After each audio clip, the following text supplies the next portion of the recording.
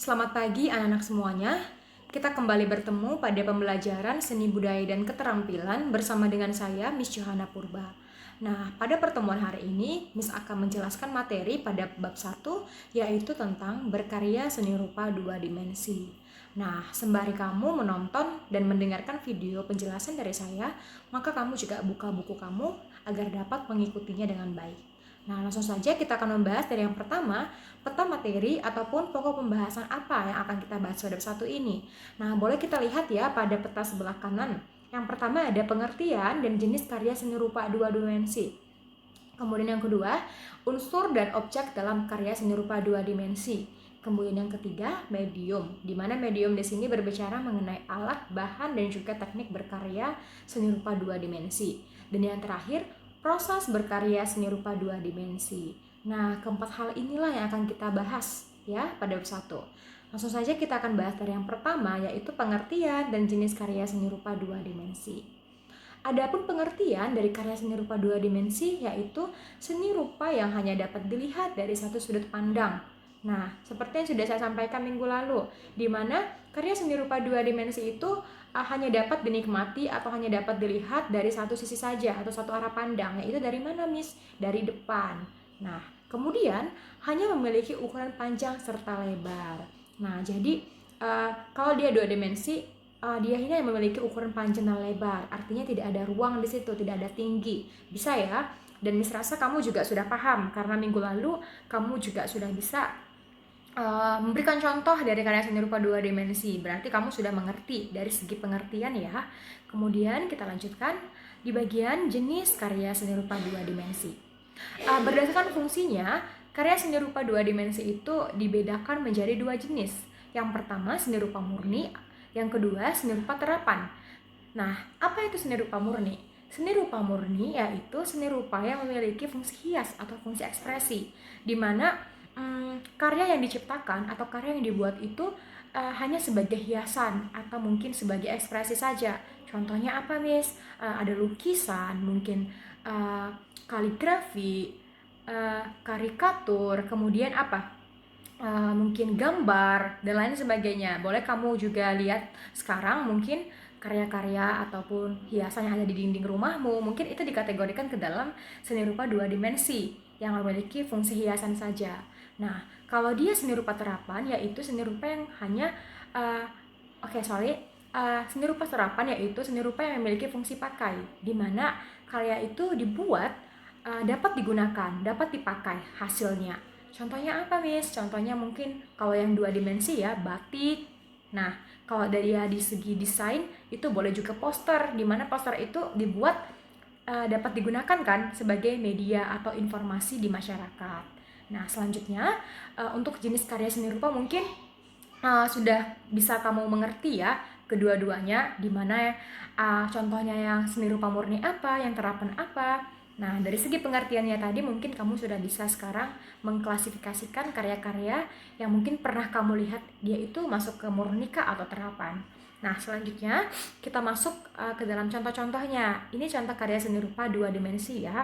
Bisa diperhatikan ada lukisan. Nah, lukisan juga di sini sudah ada definisinya langsung Miss buat ya. Jadi nanti boleh kamu baca. Di mana di sini lukisan adalah karya seni yang proses pembuatannya dilakukan dengan memulaskan cat dengan alat kuas, lukis, pisau palet, dan peralatan lainnya. Nah, ini yang umum ya, Nak. Kalau mungkin dia lukisan itu ya karya yang dibuat ya pastinya menggunakan alat kuas, di mana kamu melukis itu di kanvas menggunakan kuas dan juga palet. Nah, untuk contoh berikutnya bisa kita lihat ya, di sini ada poster, nanti bisa dibaca pengertiannya. Ini geser ya.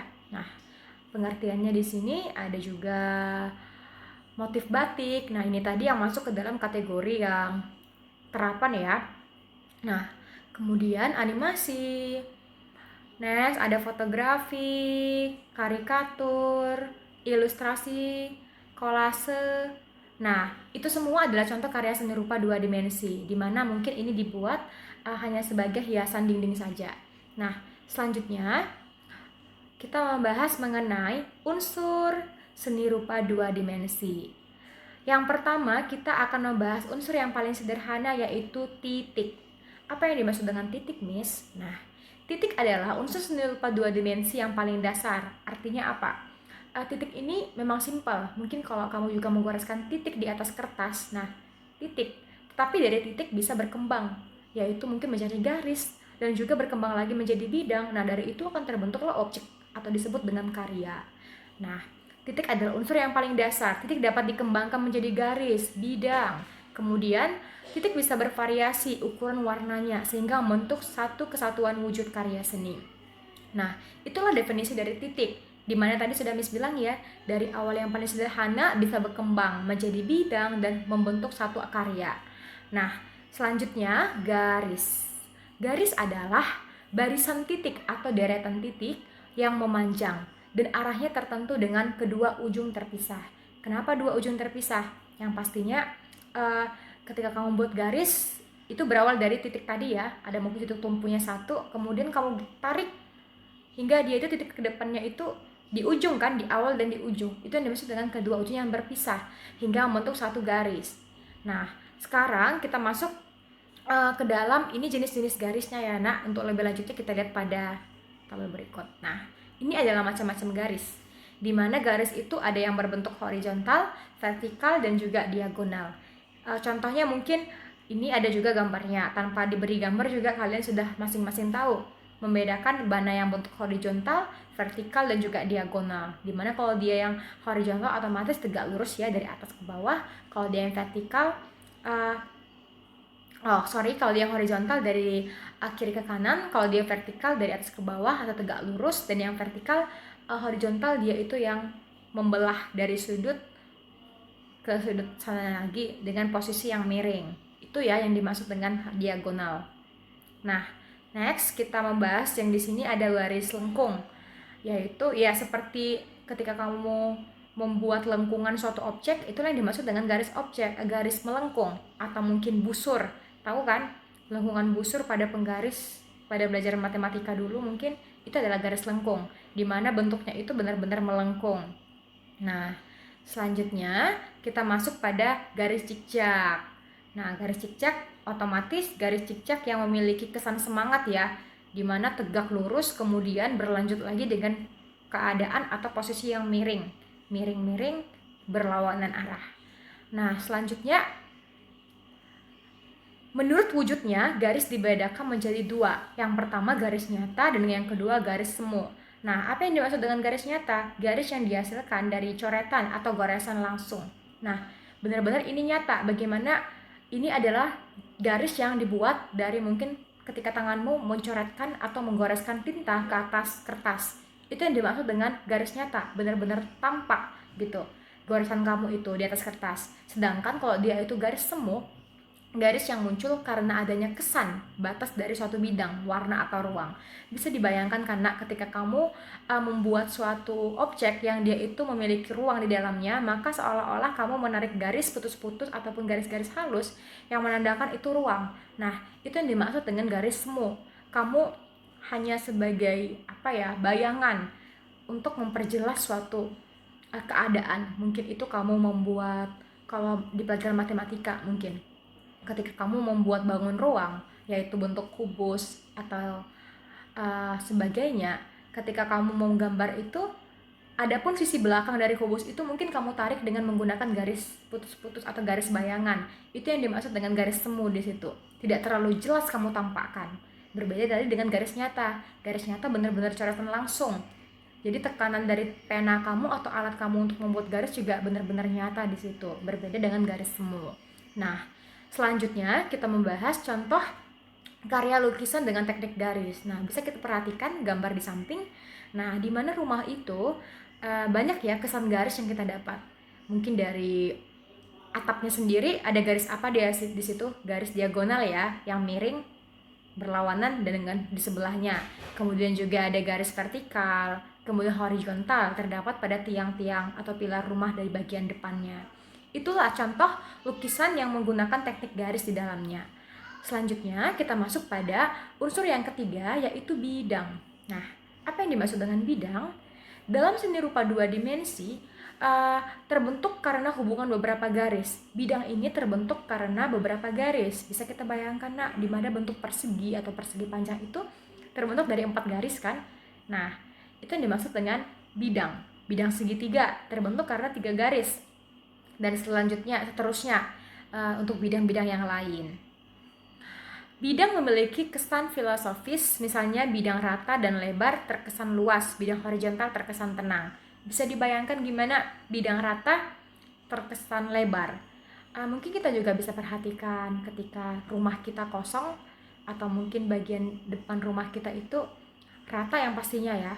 Nah, ketika misalkan di ruang tamu itu yang pastinya rumah kita itu rata ya lantainya. Nah, ada kesan apa di situ? Kesan luas kan? Apalagi di situ tidak ada sekat-sekat atau mungkin tonjolan berupa tangga, anak-anak tangga, maka rumah itu terlihat luas ketika hanya bidang datar di situ. Itu yang dimaksud dengan kesan filosofis ya, Nak.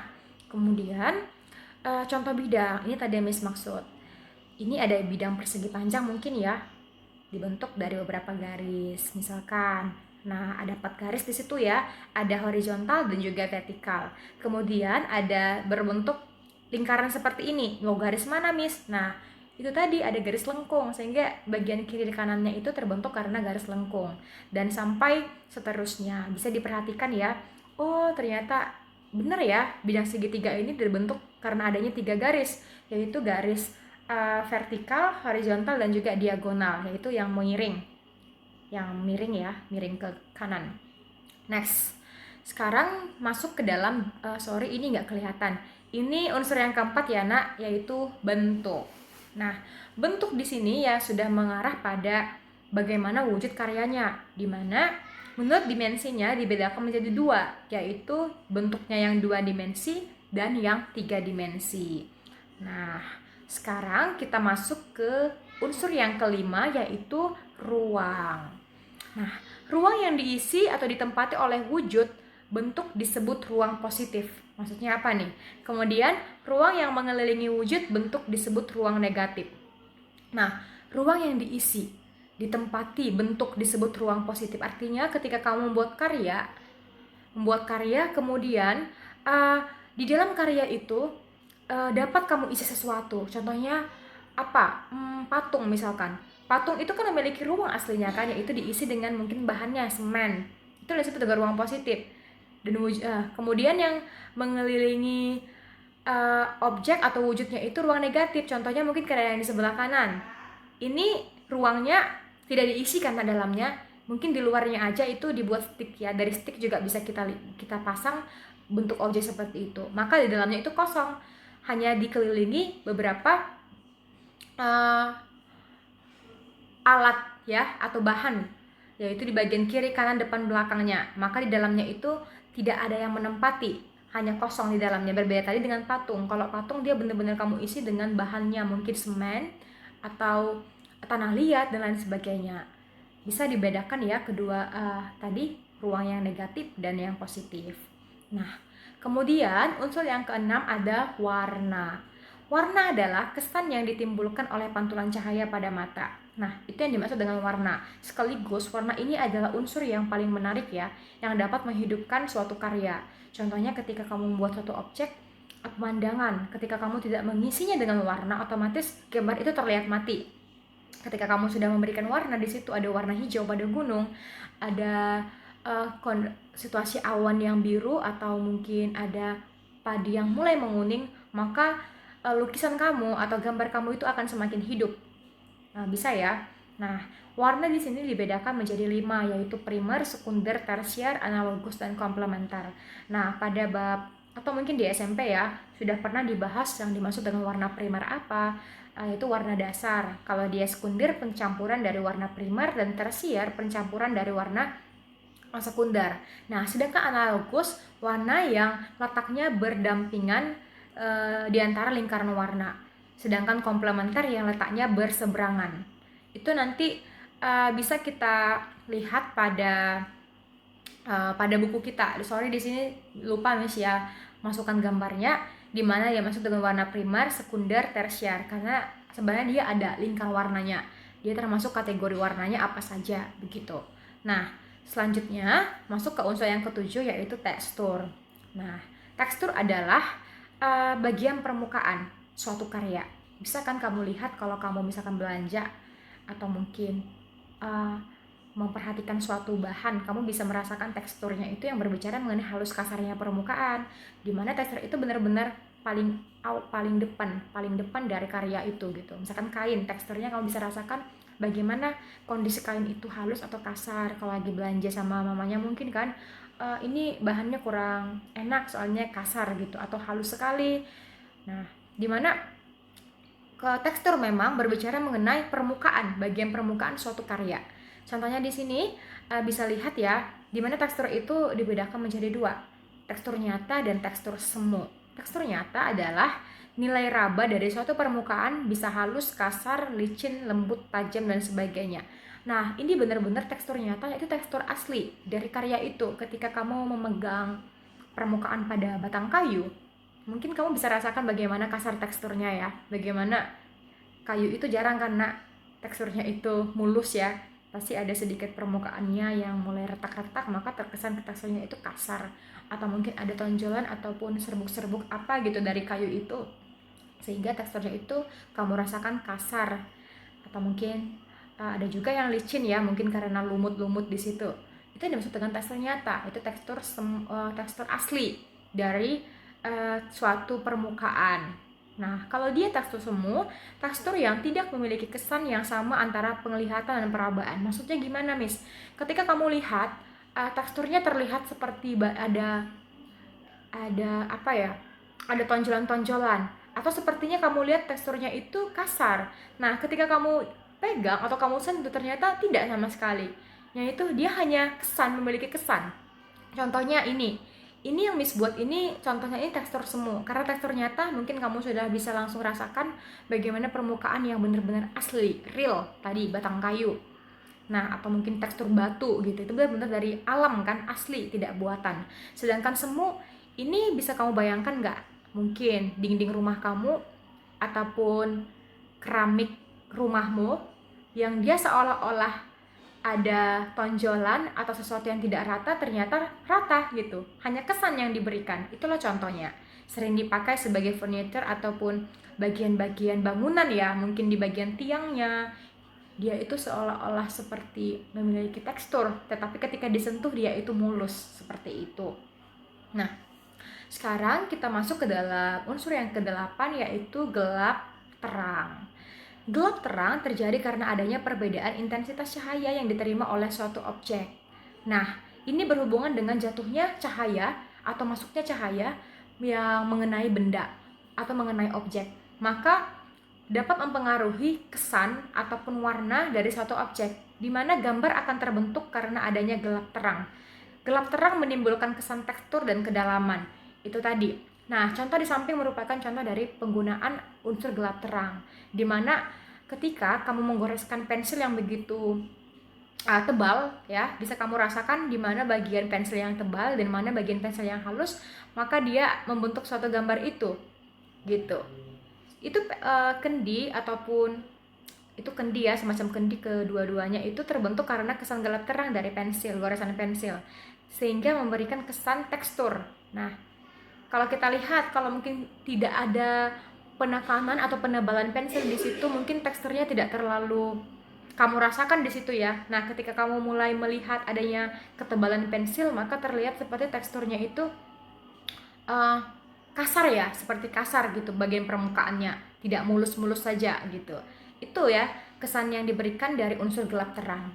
Kemudian kita masuk ke dalam jenis. Nah, untuk unsur ada 8 unsur ya nak. Miss harap kamu bisa pahami satu-satu bagaimana tadi tentang ke-8 unsur, sehingga di dalam karya kamu bisa lebih teliti unsur apa sih yang membentuk suatu karya ini, begitu ya. Nah, selanjutnya kita masuk ke dalam jenis objek dalam karya seni rupa. Nah, objek di sini berbicara apa sih target kamu ataupun sasaran kamu yang dapat kamu jadikan sebagai karya, gitu. Nah, di sini ada apa saja? Yang pertama flora loh. Apa nih gitu kan? Kalau kamu membuat suatu objek dalam suatu karya dalam objek flora, berarti kamu mengangkat segala jenis tumbuh-tumbuhan untuk kamu jadikan objek kamu. Misalkan lukisan, ya pasti kamu melukis pemandangan yang mungkin ada pohonnya, bunga-bunganya. pokoknya yang berbau flora. Nah, kalau dia fauna, otomatis karyamu itu yang di dalamnya itu terdapat beraneka ragam yang berhubungan dengan fauna, hewan ya. Mungkin lukisan harimau atau mungkin gambar harimau dan lain sebagainya. Nah, kalau di alam benda otomatis alam benda, segala benda-benda di sekitar kita, baik yang benda mati maupun benda hidup. Itulah yang dikategorikan ke dalam objek karya seni rupa. Di bagian objek saya rasa tidak terlalu banyak ya nak, ketika objek inilah yang pada umumnya kita gunakan sebagai karya kita, baik 2 dimensi ataupun 3 dimensi. Ketika kamu juga membuat patung misalkan, yang kamu buat misalkan patung patung seorang wanita cantik yang sedang mengangkat kendi, lalu dari kendinya keluar air. Nah, itu merupakan objek apa? Objek alam benda, dimana di situ ada benda hidup ya. Kemudian ada juga benda matinya, yaitu kendi yang diangkat oleh si wanita itu. Seperti itu ya. Nah, next kita bahas mengenai bahan, media, dan teknik dalam karya seni rupa. Nah, untuk bahan, Miss rasa juga tidak terlalu sulit ya di sini. Dimana kalau misalkan ketika kamu membuat suatu karya, otomatis kamu tahu ketika kamu menggambar apa ya, di mana ya, gitu. Tapi di sini Miss jelaskan lagi, nggak apa-apa. Untuk melukis, pada umumnya kita menggunakan kanvas ya, yaitu gambarnya pada gambar satu, itu adalah gambar kanvas. Kemudian ketika kita menggambar, mungkin yang kita gunakan itu ya kertas gambar. Kemudian untuk membatik kita menggunakan kain mori, ya kain mori. Jadi ini merupakan medium ataupun bahan yang biasa kita gunakan untuk berkarya 2 dimensi. Misalkan ya seperti sudah saya sampaikan tadi, melukis di mana, menggambar di mana, membatik di mana. Next kita menuju pada media ataupun berbicara mengenai alat. Yaitu kalau kita misalkan menggambar, otomatis kita menggunakan pensil. Pensil di sini nak dibedakan menjadi 2, yaitu yang berkode B dan kemudian yang berkode H. Kalau dia yang berkode H, dia itu teksturnya lebih keras dan biasanya digunakan untuk membuat garis yang halus karena kesan ataupun tinta yang diberikan itu kurang jelas gitu. Sedangkan kalau B, dia itu ketebalannya pasti lebih tebal, kemudian cocok untuk mempertebal suatu objek karena dia memiliki tekstur yang halus dan gampang untuk dicoretkan. Bisa juga kita perhatikan ketika kita melakukan ujian nasional, pada ujian nasional dulu ya, yang kita gunakan itu pensil 2B, yaitu yang berkode B, karena dari tingkat kehitamannya sangat pekat sehingga dia cocok untuk menebalkan suatu objek. Nah, kemudian pensil arang terbuat dari sejenis arang halus dan biasa digunakan untuk menggambar potret, sifatnya pekat dan agak sulit dihapus. Nah, ini hampir mirip dengan kode yang B tadi, hanya saja ini benar-benar lebih pekat dan lebih hitam ya, dan teksturnya tadi benar-benar halus dan dia seperti kesannya seperti terbuat dari apa ya, kalau kamu perhatikan krayon ya, tetapi tidak seperti itu. Mungkin teksturnya bisa, dia pekat dan gampang untuk dibaurkan ke objek gambar kamu begitu. Nah, selanjutnya pastel dan krayon. Nah, kedua bahan ini tentunya kita gunakan sebagai pewarna ya, untuk mewarnai suatu objek kita. Dimana di sini kalau dia pastel itu yang mengandung minyak, bisa dilihat ya, ada oil pastelnya, terbuat dari bahan kapur halus yang dicampur tepung warna. Bisa dibayangkan kapur gimana teksturnya ya, serbuk ya, dicampur dengan pewarna. Sedangkan kalau dia krayon yang mengandung lilin, lilin kan tahu juga teksturnya gimana. Nah, ada kesan lembek atau lunaknya di situ dan kesannya mengkilap. Bisa kan, lilin itu kan seperti licin atau mengkilap. Nah, itu perbedaannya. Kalau tadi dia pastel terbuat dari bahan kapur, serbuk ya. Kalau misalkan krayon lebih ke teksturnya itu yang minyak bukan lupa, lilin tadi sorry ya, yang mengandung sedikit lilin gitu. Gimana kalau kamu itu bayangkan lilin itu ada juga sih minyaknya gitu, tetapi dia itu memberikan kesan yang kilap. Kalau tadi kapur kan benar-benar dia itu kurang ya tingkat kelicinannya gitu, kurang glowing dia. Nah, selanjutnya kita masuk ke media yang keempat, yaitu pena. Pena yang pastinya alat untuk menggambar juga bisa ya, yang memiliki tinta pastinya. Mungkin jarang ya kita menggunakan pena untuk menggambar, hanya saja mungkin pena kita gunakan itu untuk memperjelas suatu garis, misalkan kita butuh bantuan pena. Kalau pada dasarnya kita menggambar itu mungkin lebih ke pensil ya, menggunakan pensil. Tetapi begitupun terkadang bisa juga kita gunakan seperti tadi saya sampaikan untuk memperjelas suatu objek. Nah, tinta batik, ya tinta bak. Tinta di sini berhubungan juga dengan pewarnaan ya. Jadi di sini juga itu contohnya yang di sebelah kanan ada tinta seperti bagaimana tinta spidol yang wujudnya itu atau bentuknya itu cair. Itu bisa kita gunakan sebagai pewarna pada suatu objek. Kemudian ada cat yang berbasis air, yang berbasis minyak juga ada. Itu sesuai dengan kegunaan kita ya nak ya. Bagaimana ketika kita melukis misalkan di kanvas, kadang kita itu menggunakan yang berbasis minyak ataukah hanya cair, itu tergantung objek kita. Di situ sudah dijelaskan bagaimana kegunaannya. Kalau dia misalkan jenis cat yang mengandung minyak untuk melukis di atas kain dan kanvas. Kalau dia yang cair mungkin dia lebih ke bentuknya itu ke kertas ya, sehingga bisa juga digunakan dalam bentuk poster dan juga gambar-gambar yang bersifat plakat. Nah, dan yang kemudian ada kuas. Kuas itu ya alatnya. Di sini ada macam-macam kuas juga sesuai dengan kegunaan kita. Nah, selanjutnya yang terakhir kita sampai pada teknik dalam berproses berkarya seni rupa 2 dimensi. Nah, di dalam berproses kita harus memiliki teknik supaya menghasilkan karya yang baik. Adapun teknik dalam karya seni rupa 2 dimensi yaitu ada beberapa ya. Yang pertama ada akuarel, teknik pointillis, teknik arsir, teknik dusel, teknik siluet, dan kemudian plakat, semprot, tempera, teknik kolase. Nah, beberapa teknik ini bisa kamu baca penjelasannya. Mungkin bisa menjelaskan sedikit ya. Misalkan di sini teknik akuarel yang menggunakan bahan campuran air di atas kertas. Nah, ini seperti pada dasarnya, dimana seperti penggunaan cat cair. Dimana juga di sini campuran air di atas kertas seperti kamu menggambar, lalu pewarnaannya itu dicampur dengan air. Itulah yang dimaksud dengan teknik akuarel, yaitu sapuan basah. Artinya di situ yang kamu buat, misalkan objek yang kamu buat itu ya kamu tutupi dengan warna, dimana warnanya tadi dicampur dengan air, begitu ya. Nah, kemudian ada teknik pointillis, dimana teknik di sini menggunakan titik-titik untuk membentuk objek. Seperti yang sudah Miss berikan contoh mungkin minggu lalu, ada gambar sepatu ya, dimana sepatu itu terbentuk dari beberapa titik-titik. Kemudian arsir, adanya menorehkan atau goresan pensil yang berulang-ulang hingga membentuk garis-garis yang dapat memberikan kesan gelap terang pada suatu objek.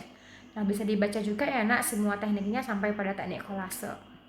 Nah, selanjutnya pada yang terakhir yaitu berkarya seni rupa. Nah, di dalam berkarya seni rupa ini sudah masuk ke dalam tahap pelaksanaan ketika kamu akan membuat suatu karya, baik itu mungkin lukisan ataupun gambar. Nah, ada juga langkah-langkahnya supaya kamu bisa terarah dalam pekerjaannya. Apa saja, Miss? Yang pertama, sebelum kamu benar-benar melaksanakan, kamu yang pertama pasti mencari dulu ide gagasan. Apa ya yang akan saya buat gitu? Gambar apa ya yang akan aku buat? Misalkan lukisan apa? Itu mencari.